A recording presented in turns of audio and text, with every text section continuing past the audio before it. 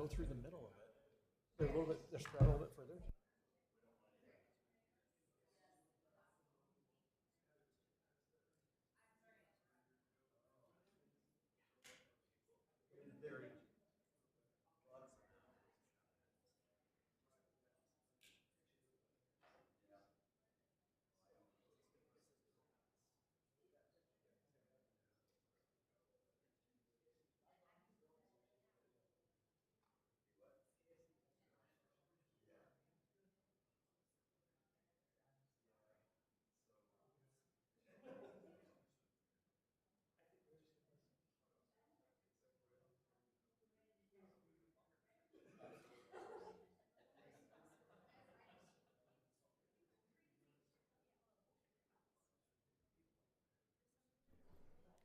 All right, we'd like to welcome you to the Planning Commission meeting for Tuesday, April 23rd. We're glad to have some visitors. We love that. And thank you to all the commissioners and staff being here. We would like to go ahead and call this to order and start with an invocation. Tracy, would you be willing to do that for us? Thank you. Our Father in heaven, we're grateful for the opportunity to meet tonight under such favorable circumstance in this great city. We're grateful for the citizens that we serve and grateful for the opportunity to work them for the best of all in our community. I ask that thou would bless us tonight, that we'll be wise, that we'll listen well, and that decisions that are made would be in harmony with the goals and vision of our citizens. We say this in the name of Jesus Christ. Amen. All right, and the Pledge of Allegiance, I will do that. If you would all please stand. I pledge allegiance to the flag of the United States of America and to the republic for which it stands, one nation under God, indivisible, with liberty and justice for all.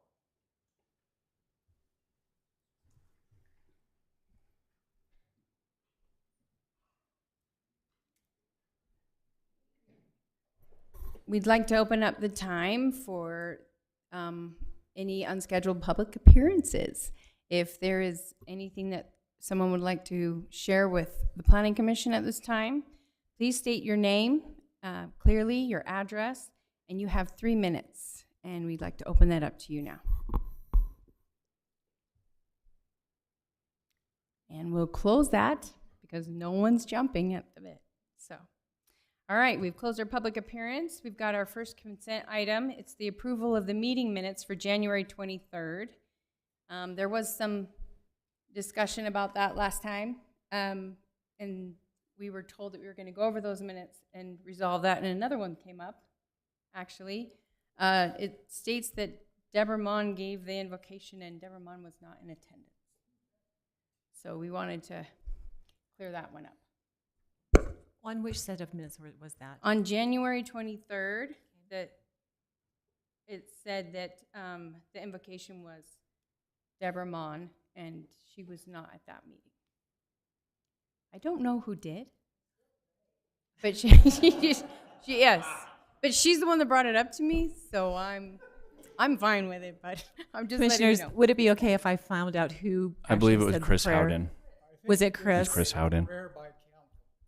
Okay, There we go. We'll make that change if you want to go ahead and So- approve the rest of the minutes. Okay, and Chris it was. Again, he's not here, so thus it is. All right, but we do need to still, are we approving the meetings with those changes? Is there anyone who would like to do that? I make a motion to approve the minutes with the amendments that were just mentioned. I'll second that. Thank you. Appreciate that. Okay. And then we have our, We need to vote. so we do need to, oh yes, we do need to vote. And can we start with Deborah? Yes. Yes. Yes. Yes. Yes. Thank you. All right, the next item we have on here is, pardon? Oh, February's minutes because we were gone for both months. Oh, yeah. So we do need to do February's minute. we didn't have March minutes, but we do have February's minutes. So would anyone like to make a motion? I so move that we approve. Second that motion. Can we vote on that, please? Yes? Yes. Yes. Yes. Yes. Thank you. Okay, we're gonna take some time and open up a public hearing about the LDS Church Pavilion. Thank you. This is a conditional use permit. My sizing on the PowerPoint has not worked out, so the lettering has gotten cut off. I apologize. This became a lot simpler as of 5 minutes ago because I talked with the representative of the applicant, so they cut out the drinking fountain, which was the only concern the staff had. Just for education purposes, I'll walk you through a conditional use permit. We don't get too many of them, and they're kind of fun. I don't know if anyone thinks they're fun but me. This is a request. It's the church. You can see it highlighted there off of Old Bish Lane there. They're putting a pavilion on the northwest corner of it. It's already a developed lot. It's a landscaped area. Conditional uses are a type of use. So we have 3 types of uses: permitted, not permitted, and then conditionally permitted.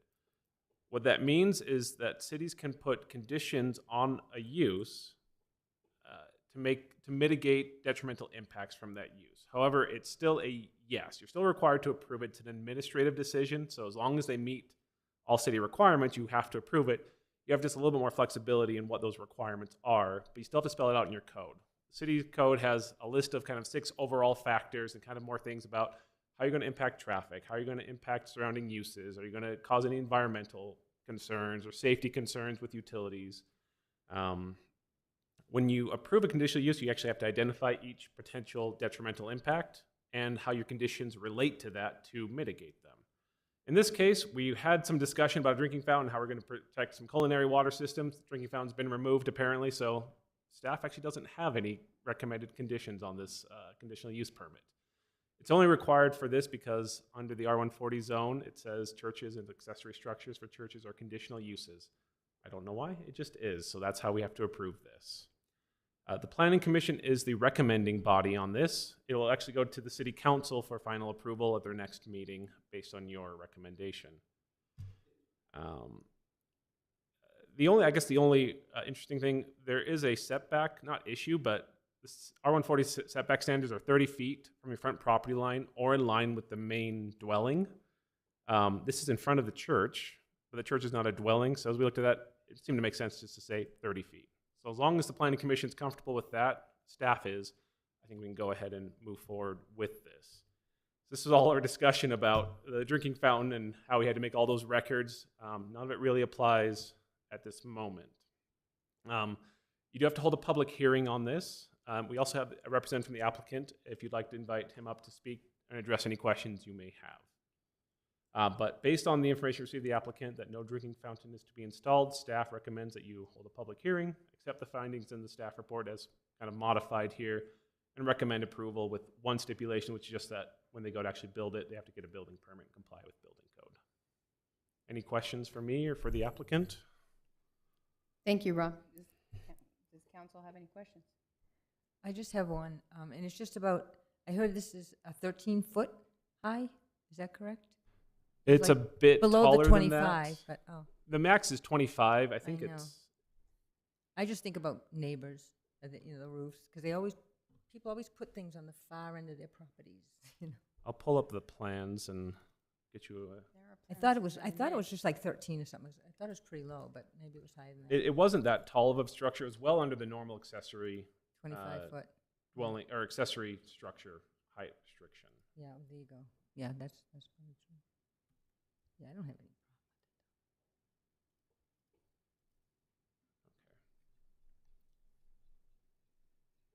any. Okay. Any other questions?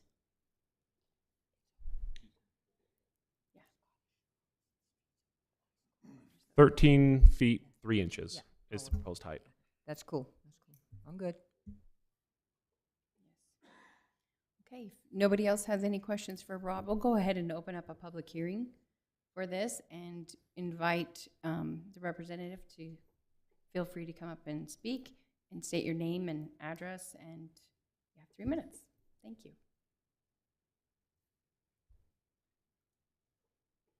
My name's Paul Evans with EA Architecture, located at 11576 South State Street in Draper, Utah.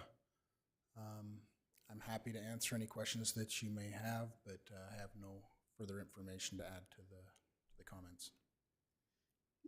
Yeah, it's pretty point blank with the removal of that drinking fountain, so. Okay, anyone else? All right, thank you. Appreciate it. All right, we're gonna go ahead and close the public hearing. And anyone like to make a motion? Or discussion? Discussion.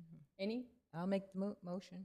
Okay, I move that the planning commission accept the findings and recommend approval of the conditional use permit subject to the one stipulation that was recommended by staff. and that has been met. And I second that. Let's go ahead and vote. Yes. Yes. Yes. Yes. Yes. Yes. All right, that has moved. Thank you. Let me get out of here. Thank you for attending. Okay, we're going to turn the time over to the city for the discussion. And are we combining on this one? Yep. Well, we have some, you're not going to move, but we are kind of having an open more discussion with the council members who are here. Excellent. As you may know, we were starting our update of our general plan. A couple of the commissioners were on the selection committee. Thank you, Deborah, for your service. And we had some great applicants, and out of them, we have chosen Landmark, who we're very excited to work with moving forward. I will let them speak for themselves. I'm sure they're excited to meet you all, but we just wanted to have a short meeting in order to have them introduce themselves and how this project is going to be moving forward, and then get a little bit of feedback from you and from the council. This will be a kind of a large project, but it'll be very collaborative. Your job as planning commission is to make a recommendation on the plan. That's your primary duty. So it's an exciting time for you and for all of us as we work on the plan. So with that, I'd let Landmark come up and introduce themselves.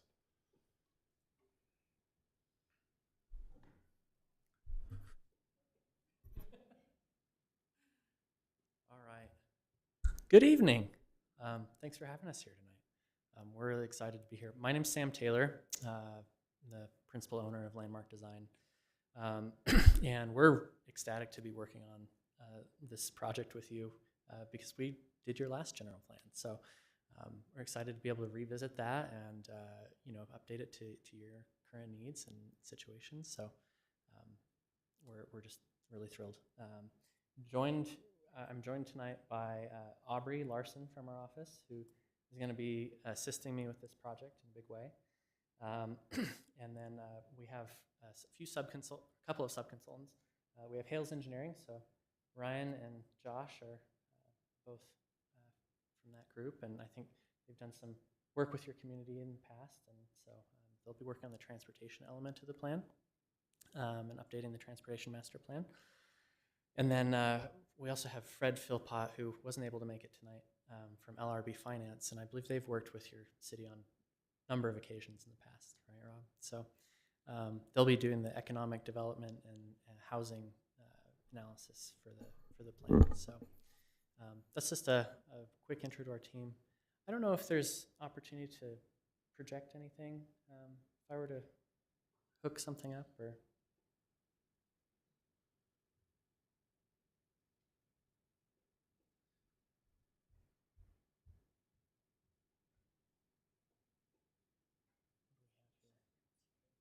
this is a USB.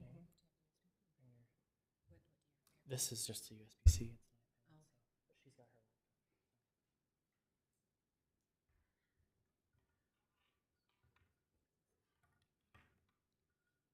her HDMI. We'll see what she's got. Oh yeah, you bet. Okay. I hope so. Do you have an adapter? You don't? Okay. Let's scrap it. If you want to shoot it to me quickly, I'll throw it up. What's that? If you want to email it to me, I can throw it up on It's the a screen. link. Yeah. Rob? Maybe. Where's my? If you two want to coordinate. While they're doing that, just a little bit about us. You know, we've Landmark Design has been at this for over 35 years. So, yeah, I'm sorry. Is that okay? Sorry, I'm not used to using a microphone. A little bit more about us. Our firm has been in this business for over 35 years. We have a unique sort of broad range of different skill sets that we use in our practice. So we're landscape architects by training, but also we've been trained in city planning, and so we tackle issues from the broadest of scales at a general plan or even sometimes regional plan level, and we also look at very minute construction details in our office. So we've got a lot of really great skill set that we're bringing to this.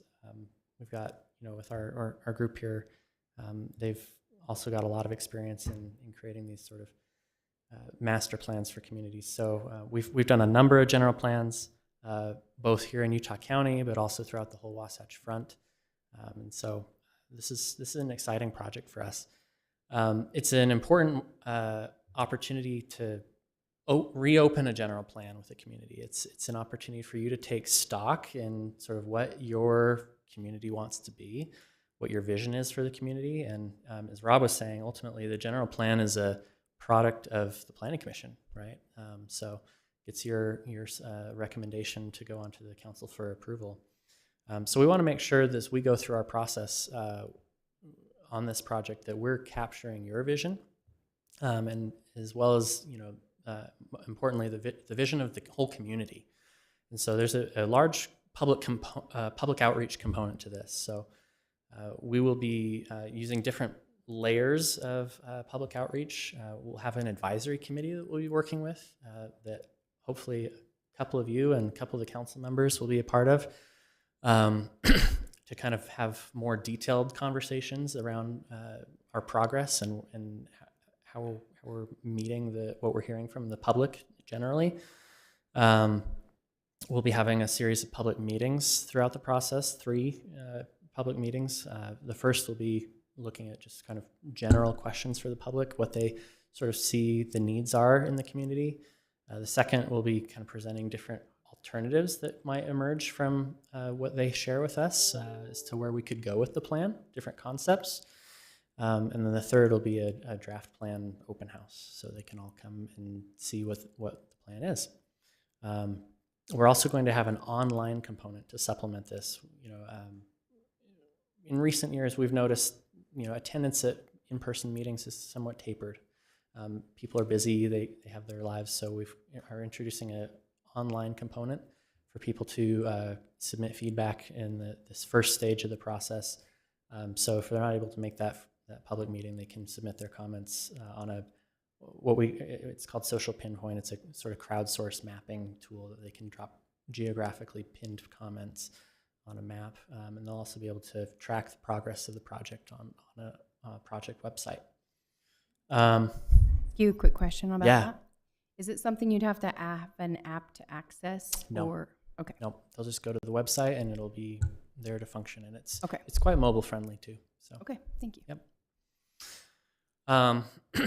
And then, you know, the other component that we want to make sure we dial in on with our engagement, of course, is checking in with you. So we hit a couple points through this process. I think once again, midstream will come back and kind of report on our findings to date and where we're headed. And then as we get closer to adoption, we'll also kind of brief you on where the plan's at in its draft stage. So that's kind of an overview of the public engagement. Were we able to get the website at all? No, that's fine. Don't worry about it. Technical difficulties. We should have been more prepared. So I kind of zoomed in on the public engagement piece that's going to be interlaced through this.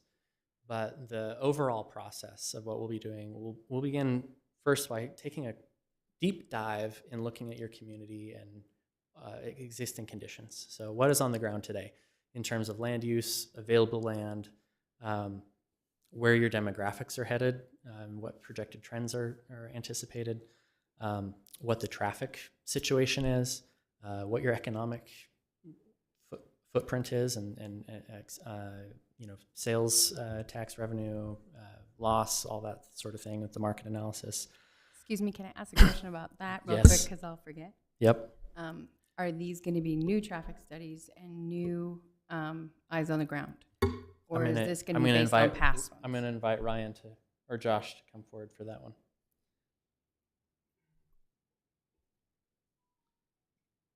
Great question. So my name is Josh Gibbons with Hales Engineering again. So our plan with the transportation component is to collect current traffic data. We already have quite a bit of data from various sources, from the city, from our own studies, from UDOT as well, that we could pull from.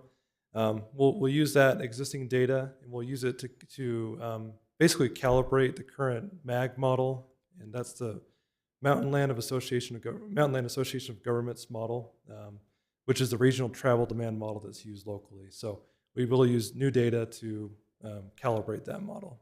And that's what I was asking, because when we've been trying to make some decisions, we have this huge project that's affected on that road with all the building we're doing off of North County Boulevard. Yeah. 680 units, and that right next to the high school, which definitely impacts our situation. So Yeah. we're hoping for new data. Yeah. It'll be the latest model that they have with fresh counts as well. Okay, thank you.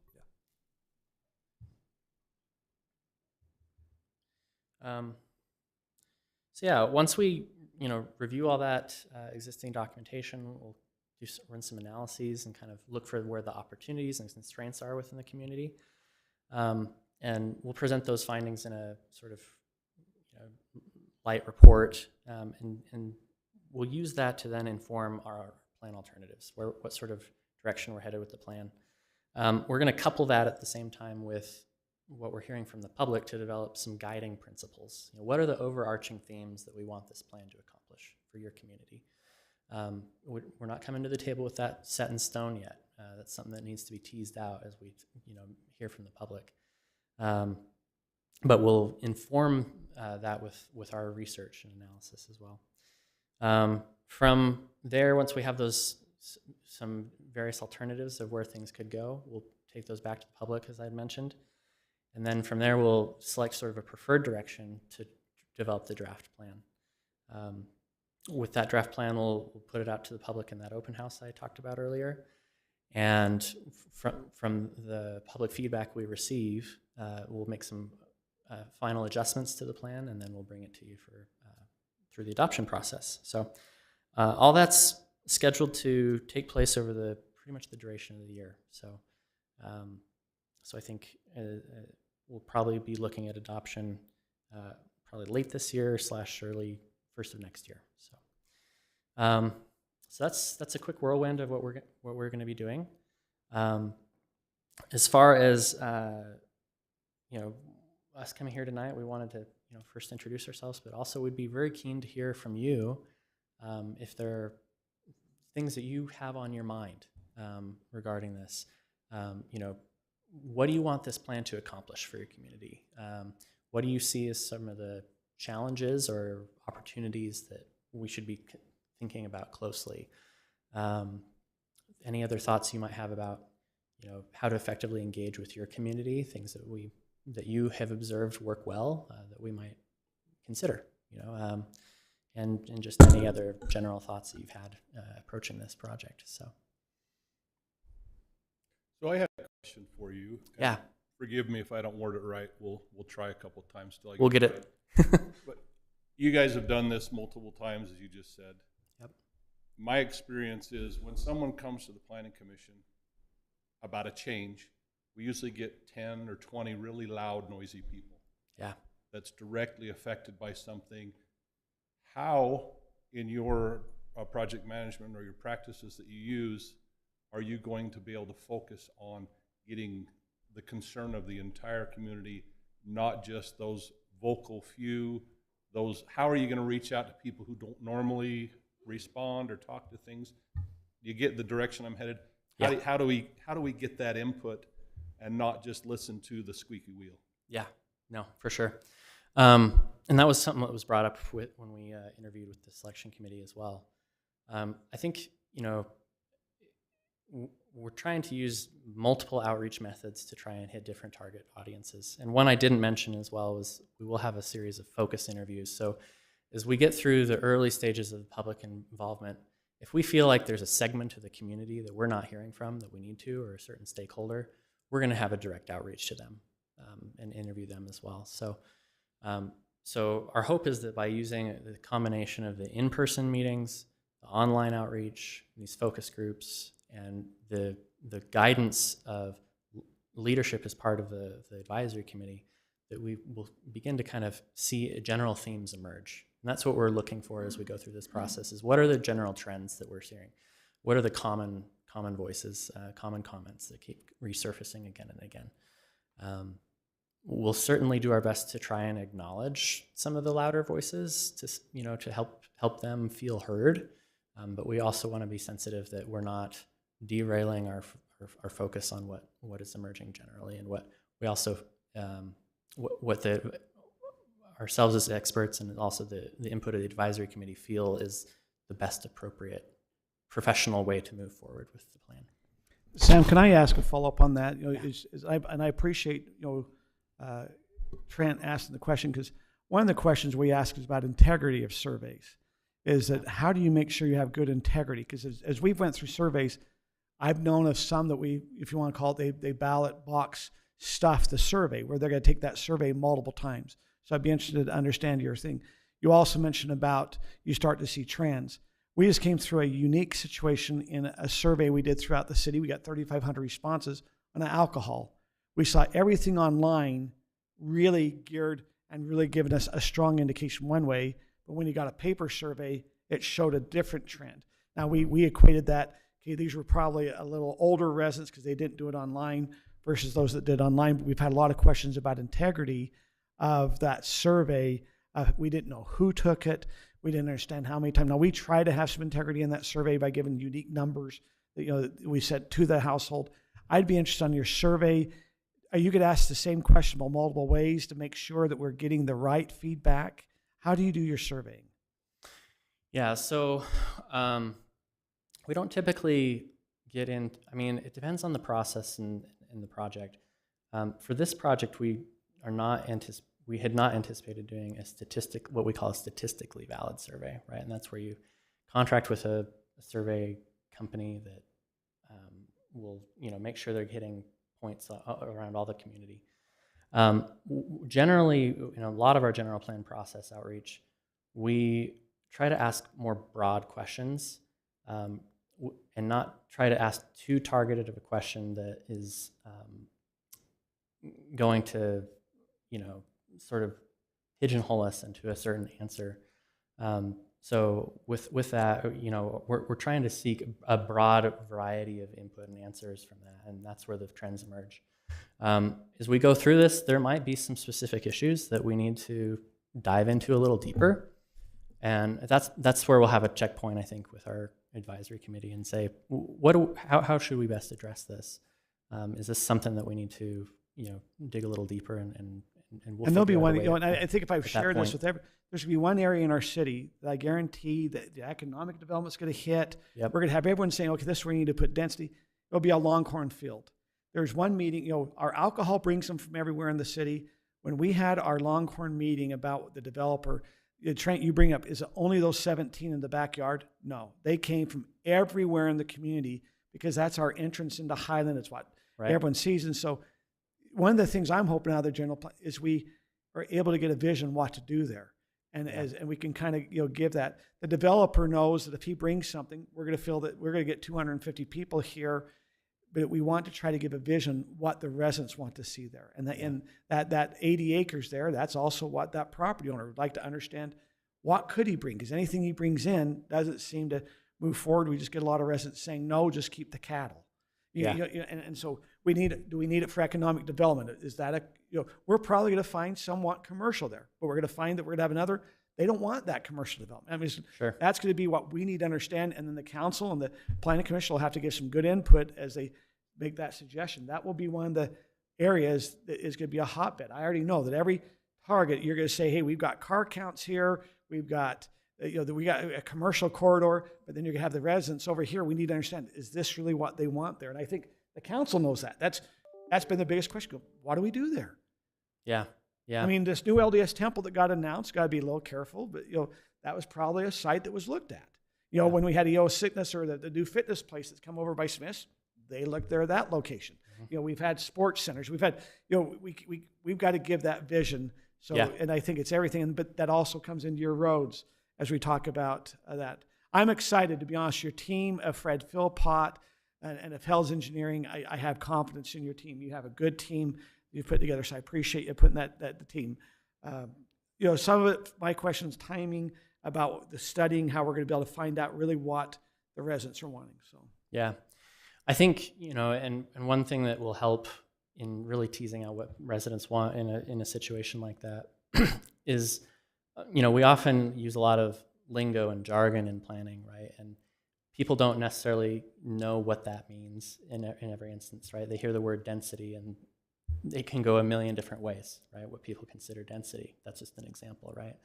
So we'll try and present, we'll use visuals as much as we can to try and present different ideas of how things might look if it goes a certain direction, and try and help people wrap their heads around something visually rather than just saying it's going to be this or that. I mean, so if you start hearing from our community and from, we want senior housing, will you start looking for areas where senior housing will function in our community, and what type of senior housing? I mean, because I've heard that from a number of residents, just like we will hear from the restaurants. We hear everyone want restaurants. That's where our alcohol survey came in. Really, what pushed that was they wanted to have some restaurants, and the restaurants they wanted are saying, I'll come, but I need to have an alcohol license. And so I think that pushed some of the, I'm just saying the residents are sensitive, they're educated.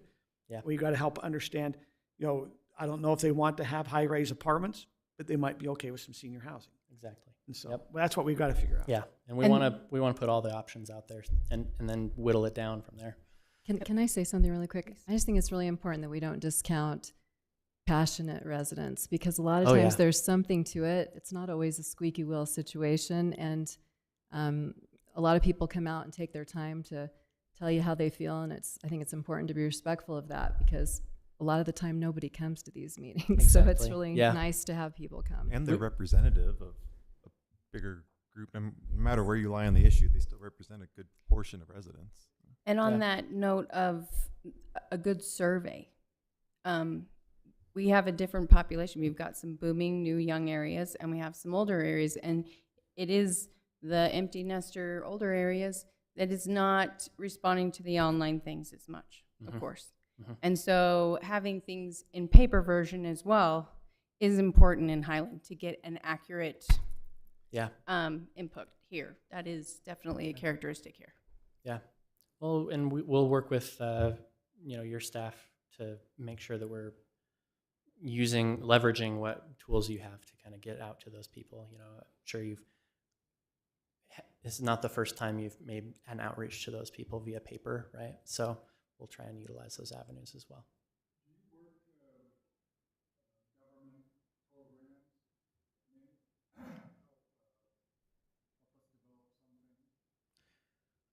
Which government programs in specific are you?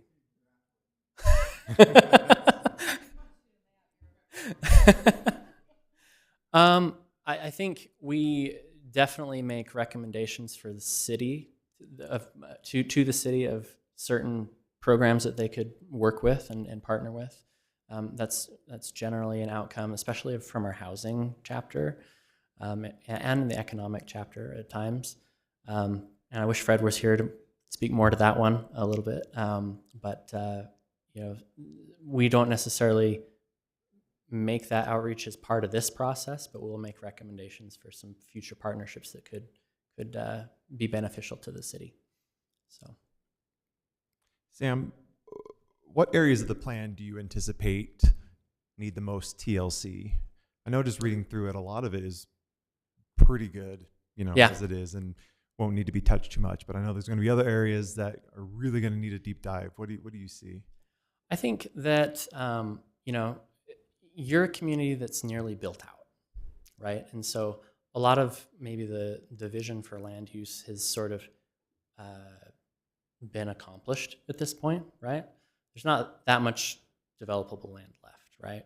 And so you're starting to get into that phase as an evolving community where, you know, we're starting to look less at like greenfield development and more at infill and even maybe a little redevelopment. And so that's where it's gonna take a different level of thought as to how to, you know, create the best conditions for those types of development to occur. And so I think, you know, ultimately starting with a good land use vision is going to be really important. And it'll be subtle, you know, it may not look like anything drastic, honestly, but it will have an impact. I think the other piece that's, you know, rising to the surface as we've had some prior conversations is, you know, the role that active transportation plays in your community, right? Whether it be, you know, from a commuter or just from a recreation standpoint, people want to be on trails. They want to get out of their cars. This is an emerging thing everywhere, right? And so, you know, how do we, you know, you've got some really great resources here, and how do we link them together and help people get to them, right? In a way that you know, promotes that healthy lifestyle. So will this be part of an active transportation study? I mean, we just got through with one about a year and a half ago. Yeah. But will you be more city focused on the active transportation and putting a trails plan together, or what's the? Yeah. You want to talk a bit about it, or?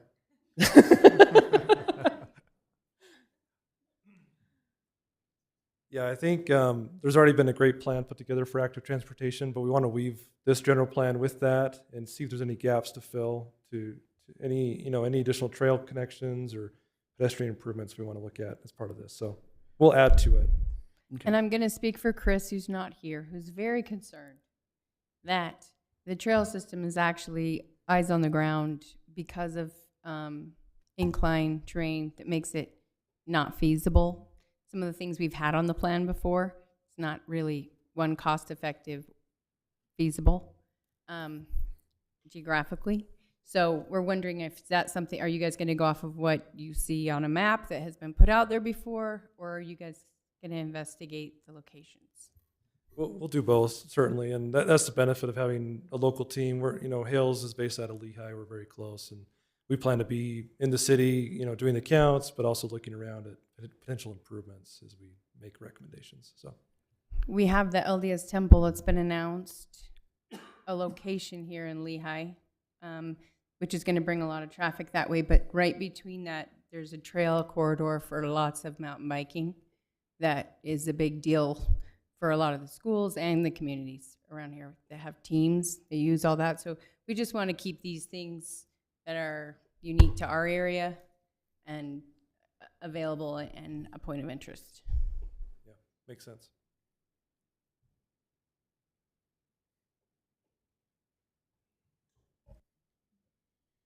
Other questions? One question here. Go ahead, Ron. Was it Pleasant Grove that you guys did the general plan? Yes. Just an observation that we would not want what they have in terms of two problems that I saw with the plan that you ended up with. One is you have maps on density, and then you have another map on density, and the one talks about the zone that it's in, the other talks about very low density, high density. Just get the terminology the same and the colors the same. Low density is is yellow in one, and it's orange in another, and yellow is high density in the other. So getting used to the maps and being able to correlate between the maps, I think will be critical. The second is they need to be legible. In some of those, the resolution is so poor, there was nothing I could do on my computer to read it. So I'd hope that you can address those kinds of issues when we have a published document that's on our website, that people will be able to go to it and read those maps and have the maps be consistent in the terminology. I was really shocked that the one you're talking about zones and the others the zone is still the density of that zone, R18 I think it was, and the other talks about just the density itself. Yeah, I can speak to that one a little bit. So I think that the two maps evolved out of a sort of a last minute request for the second map. There's a difference obviously between a land use map and a zoning map, and so I think they get a little bit confused sometimes through the process. And Is there a way to make the colors consistent? yes, and they yeah. The So yellow is low we- density and orange is high density, et cetera. yeah, so I'd have to look at the finer points of the color differences you're talking about, but we'll ensure that there's some It was a consistency good there. plan, by the way. I Thank did you. appreciate the Yeah. overall plan. Yeah, and I'm not sure what copy you were looking at, if it was on their website? It's on their current website. Okay, and it may have been downgraded to be more web-friendly or something along the process. Yeah, We always I hope deliver we a don't have to do high-quality that, resolution. Rob. Let's not do that. And one can thing avoid that's it. come out of this too that we talked about in our with the selection committee is, you know, maybe we have a online a more online friendly approach to the plan, right? A sort of executive summary, if you will, right, Yeah. of the plan. And I think you were there for that conversation. Yes. And I think that would be a great way to make the maps more accessible to people, where they can actually zoom in on a map and move around, as opposed to a static image that's constrained to an 8.5 by 11. That's print. wonderful. The only So- other thing I have is just to echo the comments that have been made about the importance of having online and a hand version. I mean, however we call it, but being able to have meetings, neighborhood meetings, in person, in writing versus online, because we did learn a lot from that survey. Certainly. And we learned that there are two demographics, and they are really quite opposite in their perspective, and we need both perspectives. Okay. Can I ask you a question about, like, I know this is a smaller issue, park strips, things like that, but I'm just wondering if we can, I'm into the details, and I know a lot of times when I'm going around town, especially on 6,000, they just did a new development, and I know we're trying to be conservative with water, but this development just has rocks in that park strip, and it just could have been so much more. And I see other cities where they have native grasses with mulch, and it looks beautiful and very aesthetic. Yeah. And also, like, to have the fences or the stone, to have them match and kind of be consistent on the main corridors. I think those types of things will go a long way for the aesthetics of the city. Yeah. So that might, are you going to be proposing any ordinance changes? Or are you going to look at what our current ordinances and zones, you know, and say, this, we're going to meet that in the general plan? Or are you going to be proposing new ideas? I think we'll look at what emerges from the visioning process as to what we need to look at. We hadn't anticipated like doing a full comb through of the whole city code, right? But if there are certain trends that emerge where we need to look at the ordinance and make some recommendations for changes to meet a certain vision that the city's wanting, then we can absolutely do that. So in this case example, you know, if that's a direction the city wants to go to, maybe, you know, rework the landscape ordinance, you know, we can look at where the weak points are in that and make some recommendations of how it might be updated. So, short of doing the actual update, you know. I like that you guys have an emphasis on landscape architecture. That's why I also bring that up, because I think you could do some good things. Yeah. Sorry. When you think about when you're doing this general plan, and I know it's just for our city, but do you also take a broader perspective in mind on state planning and the issues that are plaguing our state, the 35,000 housing shortage, first-time home buyers issues, transportation, water, and those demographics? Is that worked into our general plan? Yes. Of us as a city being part of the solution to some of the issues that face our state as well? Absolutely. So we will be looking at the greater region through our analysis and trying to understand trends at the county level and the larger metro level. So we're definitely, a huge part of this is meeting state mandates. So perfect. That's like just like the first box we have to check in a general plan process, right? So that we're meeting state statute requirements. So the housing plan, the water use element, we'll definitely be looking at how Highland can play a part in that conversation. Yeah, just not going to those mandates, but essentially also going towards, the numbers that are coming out of what are the problems that are facing our state within the next 20, 30, 50 years from now, especially in housing and, first-time home buyer housing and transportation as well. And I think, us as a city, we need to take that into account of what are we going to do in order to help solve those problems as well? Because, every city needs to do their part and be a good neighbor as well. Absolutely. Yeah. So that's probably good. How do you work with the political body where you might have some saying, hey, I want to try to do something with low density, I want somewhat high. How do you work through the political body when you're doing that? Yeah. You mean the like if you might have some, hey, let's go do townhomes here.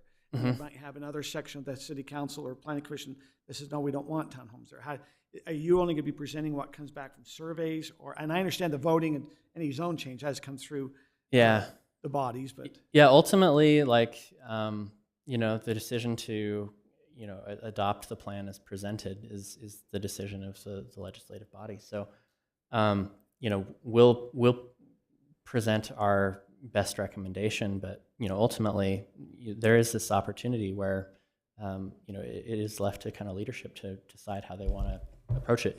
It's your plan at the end of the day. And you will be using it, hopefully you will be using it as a guide for all your policy making and decision making. Well, we don't have the option. Once we adopt the general plan, that is our plan, and we cannot vary from it. Well, it's a living document. It's a living document. It can be amended, right? But we can amend it.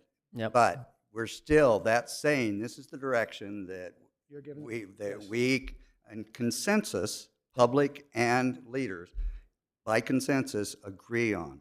Yep. And once that's it, we've got to have a reason to vary from it. We just can't vary from it because a little aspect out there wants to change it.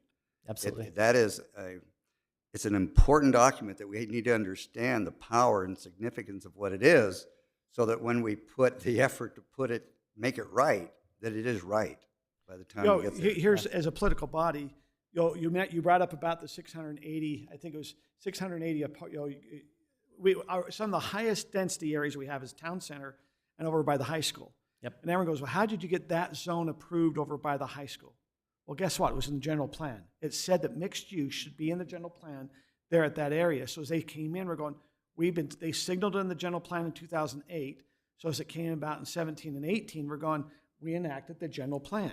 This is how important this is, because this is the vision that we're given to the city. And really, if the city council also in 2 years after the general plan, you're going, well, then we did the general plan law wrong if we also start changing all the zoning, because we should have that vision coming out now. As Kim mentions, we have to be sensitive about where our kids are going to live, where our seniors are going to live. Do we have some lots that, to be very open, we've got a couple owners that are coming in that have 2-acre lots, but they don't have the frontage. How do we now have locked in a 2-acre parcel, looks gorgeous, but how do we unlock some of that? We've got to be looking and saying, our community is this way. We're not dissimilar to a lot of others. We're going to have some areas we might be able to look at. That's why the Longhorn is so important. And going, that's going to have to be really talked about. What do we want there? Is it commercial? Is it going to be senior? Is it going to be, what is the recommendation from the community? And I've told the property owner, I said, you're going to get, this is the place you get it, where we can give our fingerprint without having the 250 people here screaming at us. We can look at it logically. We can say, this is what we believe the community wants. That's why that feedback's important. Or as we go down 9600 North, we got another 80-acre parcel. We got down there at 6000 West. I mean, we've got some bigger parcels. We need to know what the community wants to finish it out. Yeah. I was going to add a comment just in terms of the process. They'll present a draft preliminary plan. I think that's when you'll have a large scoping and gathering information. That plan at that point, that's where the council and planning commission are going to have to come down and make those hard choices of exactly, we like this or we don't like this. Sure. We need it to change the other direction. Exactly. Yeah, and that's pretty much where I was going, Rob, is to say, we're going to do our best to present the trade-offs to you all, right? Present the facts, and ultimately, if there's a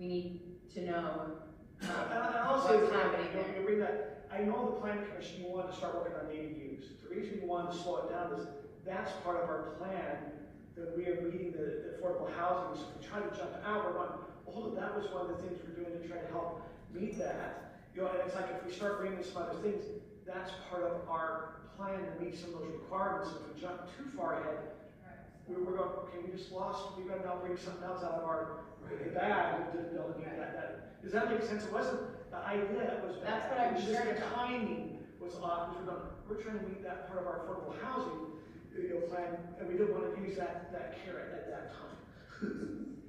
At this point in time in the city, and now, is it appropriate to address that issue of redevelopment, or is that something that you see as probably something that's more relevant in 10 years from now, the next update? We'll kind of see where some of the economic analysis goes with that. Through that process, we'll start to identify what's maybe prime per se, right? There may not be a lot of it yet, right? That might be down the road further. But there may be other areas that emerge in sort of the housing conversation as well. And we're kind of balancing these opposing things of housing and economic development and all this. And ultimately, the recommendations that the plan comes forward with would be what's looking at, what's most feasible within the next decade, right? Maybe a little bit further, right? But ultimately, hopefully 10, 15 years from now, we're updating again and looking at the next leg, right? We just got to make sure that we're at least addressing what's before us in the process. So that's pretty much the mindset that you have approaching every section of the plan is, okay, 10, 15 years. That's the amount of time that we're looking at, that we're addressing, knowing that we're coming back to this in 10 or 15 years. Are there areas of the general plan that generally you have a longer term focus on? Yeah. And what Parks and are Recreation are one of those, right? Like that's got a lot longer lived sort of time frame as to how that might play out, right? Just the realities of that are we need to build as many parks as we can today, but realistically it's going to take us 20 years to achieve whatever the mission is, right? So there are longer reaching elements to that. And so I should step back and say we're not just looking at 10 years ahead, right? We do want to look longer afield, but ultimately a lot of those recommendations are going to focus in on what can be achieved. So Sam, here's a good experience. 2008 is our last general plan. They earmarked and went and bought the property, Mountain Ridge Park, from the general plan. It's now taken, here we are in 2024, actually enacting and putting that park in. And so it's, like I said, it's that envisioning, it does take that 15-year look out there. So I think that's a good question, Wes. I'd like to see this be, unless the world dramatically changes, I'd like this to be the last general plan, and we stick to it till we're full. That's what I'm hoping for. Yeah. I got another question. I feel like we have something that's missing from the current plan is kind of this community character of Highland. What role does the arts play? Do sports and recreation play? What's the character of the city? And 16, 17 years ago during this process for the existing plan, the city was so different. It was so much more new. And I might be a little biased, and we might have a couple of slightly biased council members, but I feel like the heartbeat of this city is our library. They interface with more residents than anyone else, any other organization. I think it'd be cool to figure out a way to incorporate the library, whether that's the board, Donna, staff, because they have a real finger on the pulse of who Highland is. And I know that, I would hope that the library plays a big role in the city moving forward and as the city expands and matures. But I think it's a real opportunity that we have 16 years ago with the existing plan is to bring in kind of the heart of the city and involve the library and certain elements of the planning out the community aspects of it. That's exactly what we want to tease out in the early parts of our engagement with the community, right? Every community does have a flavor, a character, right?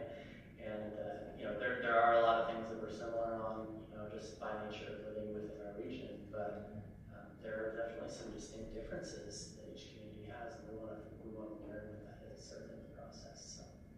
So it's a great recommendation to that as a source. Thank you. Some feedback that I had gotten from residents, and I was actually talking to one this week, was our trails, because those are heavily used throughout the year. And then in regards to the arts and things, we have this old Highland City building that's now a community center / senior center that really could probably use some updating and things. I don't know what funding we have allocated to that, but that would require more parking. But I think it has potentially be really heavily used and end up being another one of our big community centers if it was updated and available. I know we're talking about the general plan, but part of our general plan is also maintenance building. The community center's getting new carpet, new paint. We're actually putting our public works maintenance. Parking. We're putting the parks building over there, and that adds about 17 more parking spaces. I mean, so that is going to be something about that. Okay, your general plan, like you talking about the library or your community center. If you look at some of the space the city owns and you give any recommendations, hey, that'd be a great place for a community center. Is that part of your study at all? We'll look at it at a high level. I mean, ultimately, certain directions are, require a further in-depth study. Ultimately, a feasibility study, right? If the city's considering a certain kind of facility, like the common one we see is a rec center, right? And that requires a big effort, right? So that ultimately becomes its own study. But we'll look at your facilities at a high level. We'll kind of make some general recommendations as to what our assessment is. We'll work with city staff to kind of understand some of the issues that maybe some of those have as well. But ultimately, I don't think we'll get super in depth on that. So a definite character of Highlands: keep the taxes down. It would be good to get a little bit of direction on this area that the city owns just right here, or suggestions or whatever someone else, landmark sees. Wes, I think there was a study the library did about expansion, about the add-on here, should we go down there? So there has been other studies done on what to be looking at as far as things go. And I was, just FYI, as we look at rec, our new Mountain Ridge Park, we did show a possible stage that could be put in there. I see some other renderings that makes it as it grows. If they want the hash outdoor, a lot of communities have a Sunday, concert in the park. There's some areas now for that. So that comes back to your hearts a little bit. But we need something senior-wise, where we need something senior.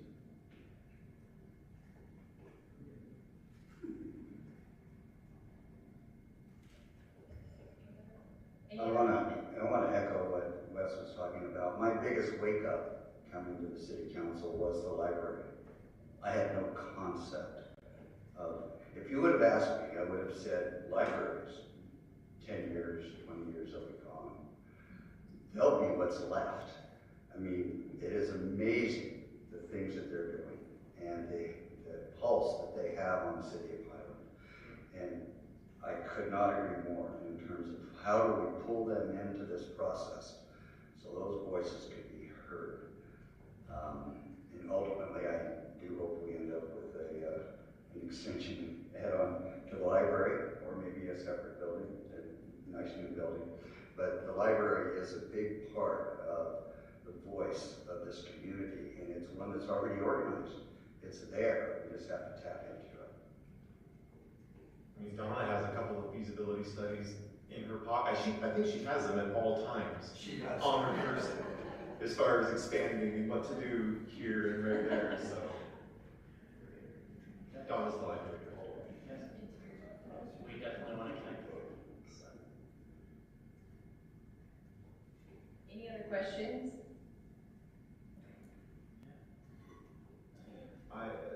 I do have a question, sorry. Just, yeah. So I am very, very interested in just active transport in general, and I used to live in Sugar House before we moved here 14 years ago. Was involved in the district that I lived in there, and some of their active transport plans, and worked with Erin Mendenhall before she was mayor, and I see a lot of opportunity, and the city has made a really awesome commitment to active transport here. And I guess my question then is, just as far as like bona fides, like when addressing that issue, do you have a lot of experience in really robust, out of the box active transport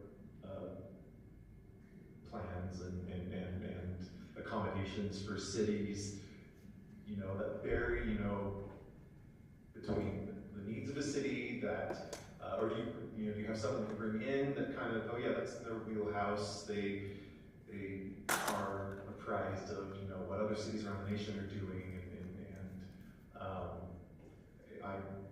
I subscribe to a couple of city planning journals that always seems to take up half of these journals every quarter. It's just advances in active transportation and what our city's doing to promote it and to build it into their infrastructure. So I guess my question is just how do you guys approach that topic specifically? Yeah, it's already been mentioned, you have a fairly recent active transportation plan, right? So we want to respect what some of that groundwork has been laid there, but we also want to augment and build off of that, right? So, if we're seeing things, I think through, and chime in if I'm getting on pump, but, I think if we're seeing specific opportunities for certain things that could be implemented, we'll make note of that. I think generally in the general plan, we're looking at things from a pretty high level, right? So we might look at typical cross sections of some of these trail lanes might be, or maybe a little less so as far as the a specific intersection, how it interfaces or something like that. But we want to try and sort of develop a hierarchy and identify sort of priorities that the city might consider. But I'm going to let Josh have more to say. Chime in on that.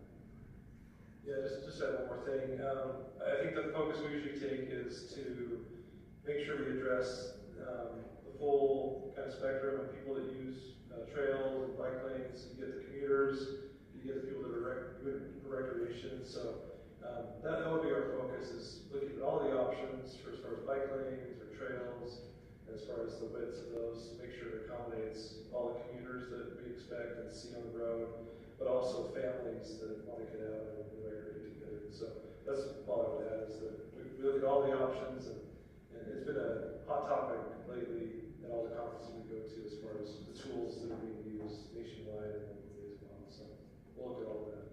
That's really great. Sorry, I tried not to stand up. Gotcha. Couldn't help it. I ride your trails all the time. I ride the Murdoch Canal Trail. I ride the mountain bike trails up in the hills. Love it. Absolutely love riding. Invite any of you that want to go ride. Glad to ride with you anytime. I do have some recommendations already. I've been thinking of as I ride the trails, and certainly we'll work those into the plan. There's a planning conference coming up on May 8th, 9th, and 10th down in Cedar City. And in that planning conference, they actually have a couple of presentations that will be on active transportation. And planning commissioners are welcome to go down. They actually have a planning circuit for citizen planners. And I would recommend you go down if you have an opportunity. It would be really fun to have you down there. I'm going to head down, and we'll be down there as well. I don't know if Kim's going to go, but it's it's a great conference, just a good place to go and learn more about trails and trail making and trying to create and promote more active transportation. Thanks, Ray. Good job. Does anyone else have any more questions? Okay, we'd like to thank you very much for your presentation, for the input, and listening to us and our many ideas. This is good. It'll and start. It's a pleasure meeting you all. I look forward to further conversation together and building this together. So. Thank you. Yeah. Thank you.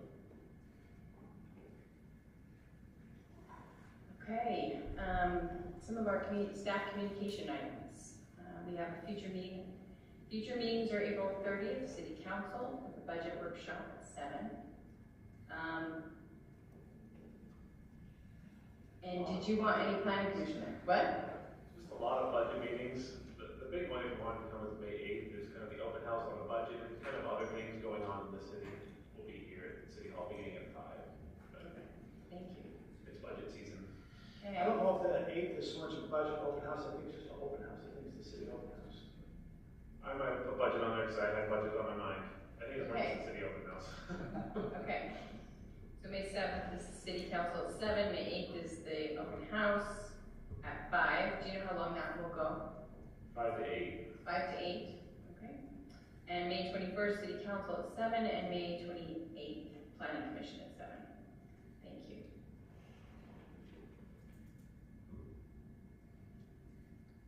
Do we have anything else? Okay. All right. Thank you for attending. Thank you for your input, and thank you, council members, for being here with us. We appreciate that. And we love having interaction and understanding what you guys are hearing as well. So we appreciate that. We'd like to make a motion to close the meeting. I was gonna make a motion to adjourn the meeting. A second. Can we vote? Yes. Yes. Yes. Yes. Yes. Thank you. That motion is passed. We appreciate your help. Thanks for coming.